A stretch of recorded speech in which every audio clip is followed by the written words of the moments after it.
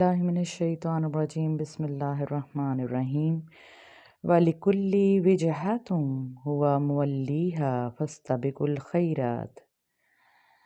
اور ہر ایک کے لیے ہے رخ کرنے کی ایک سمت کہ وہ منہ کرتا ہے اس کی طرف، سو سبقت لے جاؤ تم نیک کاموں میں۔ اینا ما تکونوا یأتی بکم اللہ جمیعا، جہاں کہیں بھی ہوگے تم لائے گا تم کو اللہ اکٹھا۔ ان اللہ علی کل شیء قدیر، بے شک اللہ ہر چیز پر قادر ہے۔ اس میں پھر وہی قبلے کی تبدیلی کے رخ کے حوالے سے ہی بات ہو رہی ہے کہ اللہ تعالیٰ نے ہر گروہ کے لیے رخ کرنے کی ایک سمت مقرر کر دی۔ قبلہ تبدیل کرنے کے بعد پہلے مسلمان بھی بیت المقدس کی طرف منہ کر کے نماز پڑھا کرتے تھے، پھر جب قبلے کی تبدیلی کا حکم آیا تو مسلمان بیت اللہ شریف کی طرف رخ کر کے نماز پڑھنے لگے، اور جو یہودی تھے وہ بیت المقدس کی طرف منہ کر کے ہی نماز پڑھتے رہے۔ تو اللہ تعالیٰ اس آیت میں فرما رہے ہیں کہ ہر ایک کے لیے رخ کرنے کی ایک سمت ہے اور وہ اس کی طرف رخ کر کے کام کرتا ہے، سو سبقت لے جاؤ تم نیک کاموں میں۔ اس کا مطلب یہ ہے کہ تقویٰ کی بنیاد اس بات پر نہیں ہے کہ کون مسلمان ہے، کون یہود ہے، کون کہاں رک کر کے نماز پڑھ رہا ہے۔ اصل بات جو ہے وہ اللہ کے حکم کو ماننے کی ہے، اللہ سے ڈر کی ہے، پرہیزگاری کی ہے۔ تو یہاں پہ یہی کہا جا رہا ہے کہ آگے نکلنے والا وہی شخص ہے جو نیک کاموں میں سبقت لے جاتا ہے، اچھے کاموں میں آگے بڑھ کے حصہ لیتا ہے، وہی جو ہے وہ بہترین شخص ہے۔ اگر اللہ تعالیٰ نے حکم فرما دیا کہ قبلہ تبدیل ہو گیا ہے تو اس بارے میں بحث میں پڑھنے کی بجائے یہ ایک نیک کام ہے، ایک اچھا کام ہے، اللہ تعالیٰ کا اس کی طرف سے حکم آ گیا ہے، اب کوئی سوچنے سمجھنے کی گنجائش نہیں ہے، اب اس پر عمل کرنے میں سبقت لے جاؤ۔ جو بندہ اس پہ سبقت لے کے جا رہا ہے وہی بہترین ہے، اس لیے کہ وہ خدا کے حکم بجا لانے میں دیر نہیں کر رہا، وہ خدا کو ایک مانتا ہے اور اس کے نزدیک ہر سمت اللہ کی ہے، اللہ ہر طرف موجود ہے، بس اہمیت جو ہے وہ اس کے حکم کو ماننے کی ہے۔ اور اللہ تعالیٰ نے یہی فرمایا کہ جہاں کہیں بھی ہوگے تم لائے گا تم کو اللہ اکٹھا۔ آپ لوگ دنیا کے کسی بھی کونے میں چلے جائیں، جب قیامت برپا ہوگی تو سب لوگوں کو روز قیامت مرنے کے بعد ایک دفعہ پھر سے اکٹھا کیا جائے گا اور ان کی حاضری ہوگی۔ پھر یہ نہیں ہوگا کہ کوئی نارتھ امریکہ میں رہتا ہے، کوئی کینیڈا میں رہتا ہے، کوئی چائنا میں رہتا ہے، یہ بات بہت دور رہ جائے گی۔ اللہ تعالیٰ سب لوگوں کو، جو پہلے وفات پا چکے ہیں، جو آنے والے ہیں، جو بھی لوگ ہیں، ان سب کو زندہ کرے گا اور ان سب کے اعمال کا حساب ہوگا، کیونکہ ہمارا یہ ایمان ہے کہ اللہ تعالیٰ ہر شے پر قادر ہے، قدرت رکھنے والا ہے، وہ کچھ بھی کر سکتا ہے، وہ مارنے کے بعد زندہ بھی کر سکتا ہے، وہ زندہ ہوتے ہوئے بھی مار سکتا ہے۔ تو جب ہر چیز کی قدرت اس کے پاس ہے تو پھر وہ کچھ بھی کر سکتا ہے۔ آیت نمبر 149 ہے وَمِنْ حَيْثُ خَرَجْتَ فَوَلِّ وَجْهَكَ شَطْرَ الْمَسْجِدِ الْحَرَامِ وَإِنَّهُ لَلْحَقُّ مِنْ رَبِّكَ وَمَا اللَّهُ بِغَافِلٍ عَمَّا تَعْمَلُونَ، اور جہاں سے بھی نکلو تم موڑو اپنا رخ نماز میں مسجد الحرام کی طرف، اور بے شک یہی حق ہے تمہارے رب کی طرف سے، اور نہیں ہے اللہ بے خبر اس سے جو تم کرتے ہو۔ یہاں بھی اللہ تعالیٰ یہی فرما رہے ہیں کہ جہاں سے بھی تم نکل رہے ہو نماز کا وقت آ گیا ہے، تو اب تمہیں یہ نہیں ہے کہ تم کہیں بھی کھڑے ہو تو وہاں پہ اسی طرح نماز پڑھنا شروع کر دو۔ جب اللہ نے ایک سمت، ایک ڈائریکشن مقرر کر دی، اس کا حکم دے دیا، تو اب تم پہ لازم ہے کہ تم اسی طرف منہ کر کے اپنی نماز پڑھو۔ اور اگر وہ اللہ تعالیٰ نے وہ بیت اللہ کی طرف منہ کرنے کا کہا یا مسجد الحرام کی، تو پھر یہی حق ہے، یہ اللہ کا فیصلہ ہے۔ اور اگر تم اس میں کوئی بات اس کو فالو نہیں کرتے، اس کی پیروی نہیں کرتے، تو اس کا مطلب یہ ہے کہ اللہ تعالیٰ اس عمل سے بے خبر نہیں ہے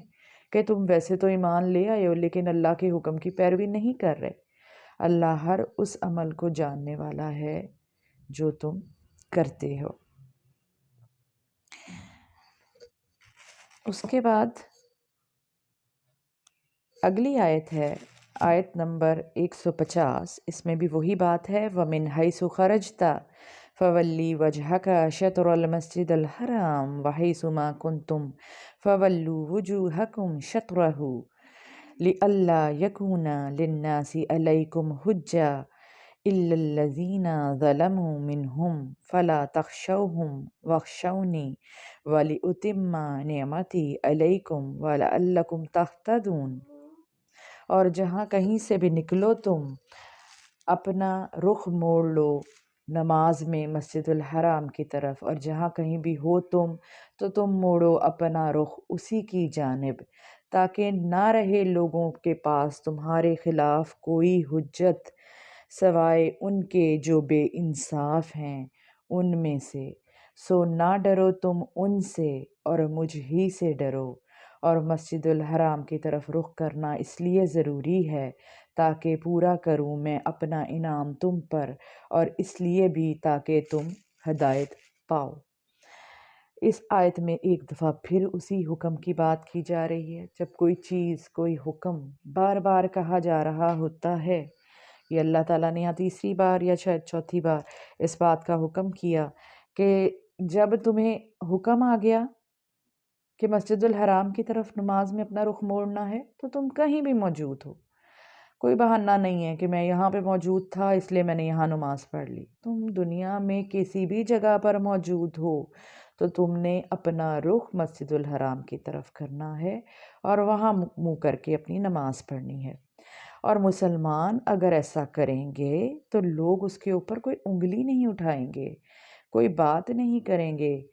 کیونکہ ان کو لوگوں کو پتہ ہے کہ یہ مسلمان ہے اور اللہ کا حکم آیا اور اس نے اس کی پیروی کر لی۔ صرف وہی لوگ انگلی اٹھائیں گے جو بے انصاف ہیں، جو تمہیں راہ حق سے بھٹکا دینا چاہتے ہیں۔ تو لوگوں سے ڈرنے کی ضرورت نہیں ہے، اور مجھ ہی سے ڈرو۔ اور ہم لوگ کیا کرتے ہیں، زندگی کا کوئی بھی معاملہ ہو تو ہم اللہ سے نہیں ڈرتے، لوگوں سے ڈرتے ہیں، لوگوں کی باتوں سے ڈرتے ہیں، لوگ کیا کہیں گے، ہم لوگوں کو کیسے فیس کریں گے، ہم لوگوں کا سامنا کیسے کریں گے۔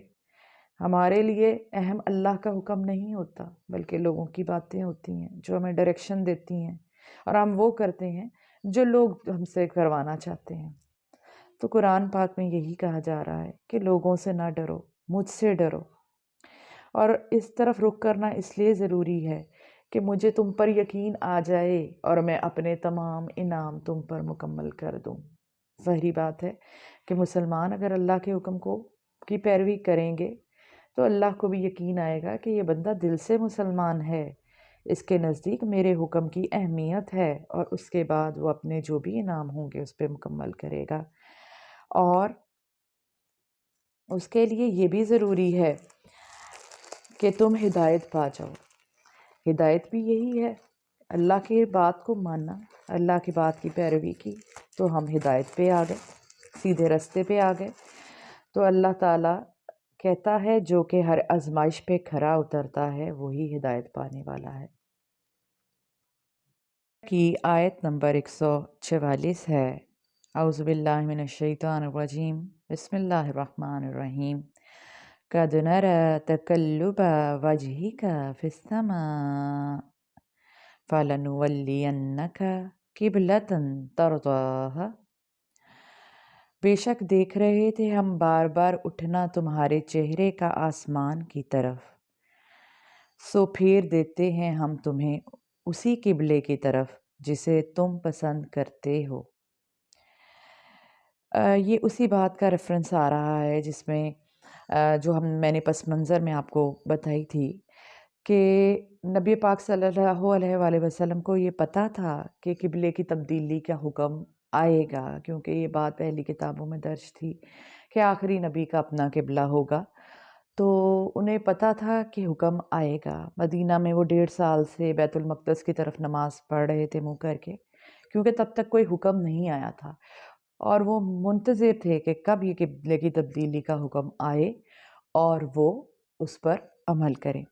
تو اللہ تعالیٰ یہاں پہ اس آیت میں فرما رہے ہیں کہ ہم آپ کے چہرے کا بار بار آسمان کی طرف اٹھنا دیکھ رہے تھے، یعنی آپ بھی منتظر تھے اس فیصلے کہ ہم قبلے کی تبدیلی کا حکم کریں،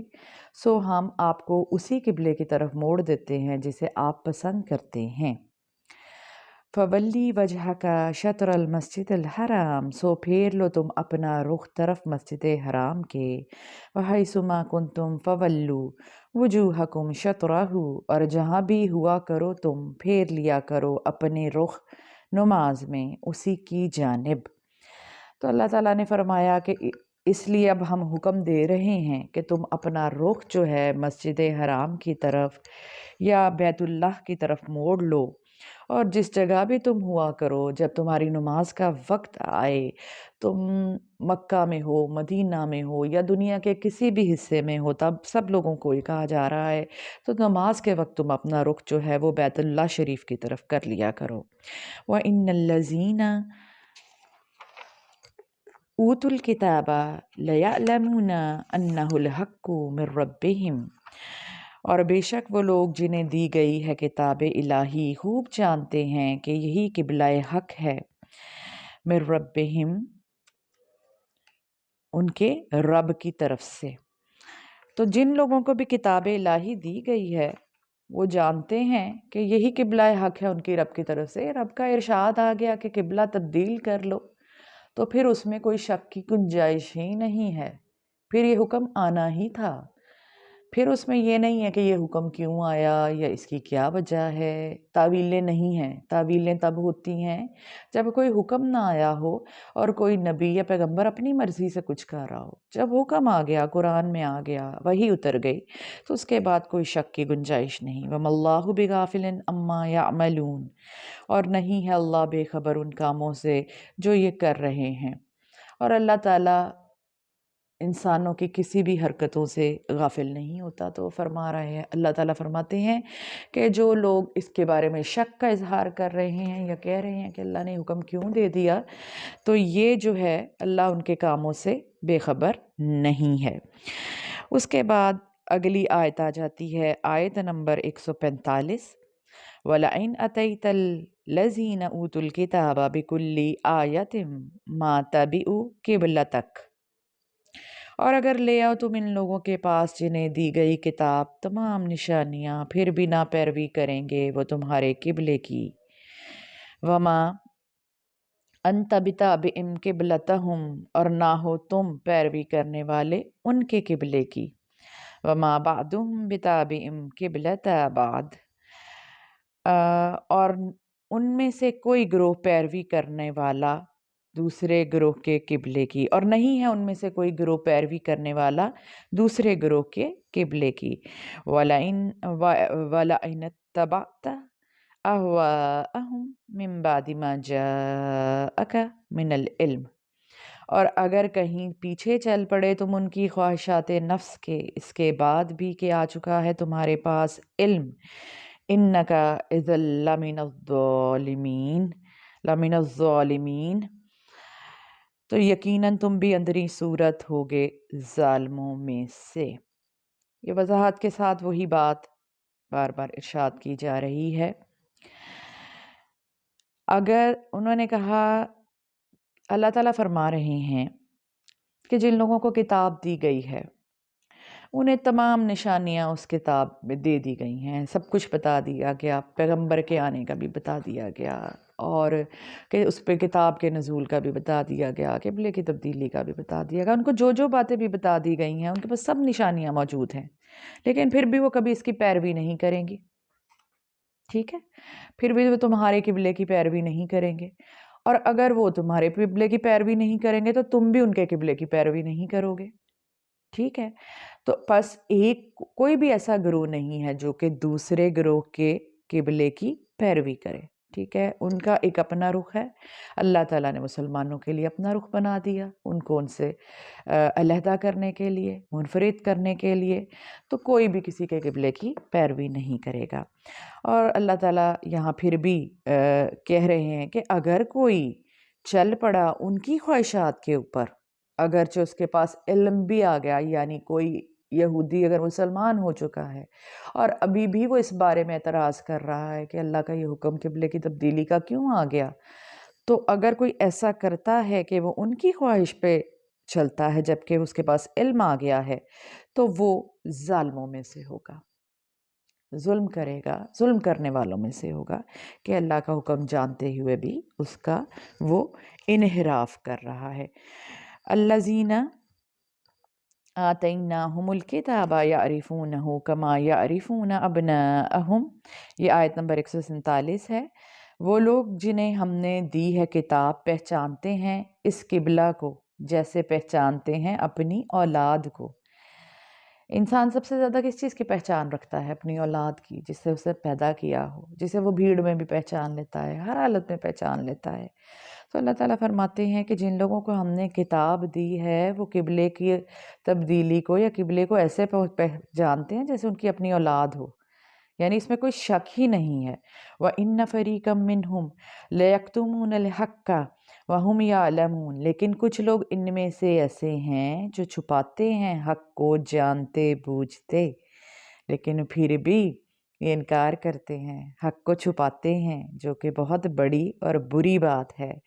رکوع کی آخری آیت ہے 147، الحق من ربک فلا تکونن من الممترین، حق یہی ہے تیرے رب کی طرف سے، پس تم ہرگز نہ ہونا شک کرنے والوں میں سے۔ تمہارے رب کی طرف سے یہی حق ہے کہ قبلے کی تبدیلی کا حکم آنا تھا، نبی پاک صلی اللہ علیہ وآلہ وسلم نے آنا تھا، نئی کتاب قرآن پاک نے آنا تھا، لیکن تم اللہ کے کسی بھی حکم کے بارے میں شک کرنے والے مت ہو جانا۔ وآخر دعوانا ان الحمد للہ رب العالمین۔